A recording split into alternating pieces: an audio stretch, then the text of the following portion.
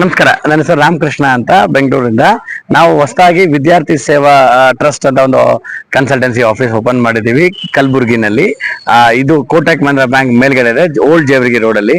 So any students ಯಾರಿಗಾದ್ರೂ ಅವರ career guidance next 12th ಆದ್ಮೇಲೆ ಏನ್ ಮಾಡ್ಬೇಕು, ಯಾವ ಕೋರ್ಸ್ ಸೆಲೆಕ್ಟ್ ಮಾಡ್ಕೊಬೇಕು, ಮತ್ತೆ ಯಾವ ಕಾಲೇಜ್ ಸೆಲೆಕ್ಟ್ ಮಾಡ್ಬೇಕು, ಯಾವ ತರ ಕಾಲೇಜ್ ಸೆಲೆಕ್ಟ್ ಮಾಡ್ಕೊಬೇಕು, ಇದಕ್ಕೆಲ್ಲ ಇನ್ಫಾರ್ಮೇಶನ್ ನಾವು ನಿಮಗೆ ಫ್ರೀ ಆಗಿ ಕೊಡ್ತೀವಿ. ಸೊ ನನ್ನ ಜೊತೆ ಮಿಸ್ಟರ್ ದಾಮೋದರ್ ಅವರು ಇದ್ದಾರೆ, ಮತ್ತೆ ಶ್ರೀನಿವಾಸ್ ಗುಪ್ತಾ ಅವರು ಇದ್ದಾರೆ. ಸೊ ನಾವು ಮಾರ್ವಾಡಿ ಯೂನಿವರ್ಸಿಟಿ, ಇದು ಗುಜರಾತ್ ರಾಜ್ಕೋಟ್ ಅಲ್ಲಿ ಇದೆ. ಈ ಕಾಲೇಜ್ ಕೂಡ ನಾವು ಅಡ್ಮಿಷನ್ಸ್ ಗೈಡೆನ್ಸ್ ನಾವು ನಮ್ಮ ಕಲಬುರ್ಗಿ ಮಕ್ಕಳ ಜನರಿಗೆ ಕೊಡ್ತೀವಿ.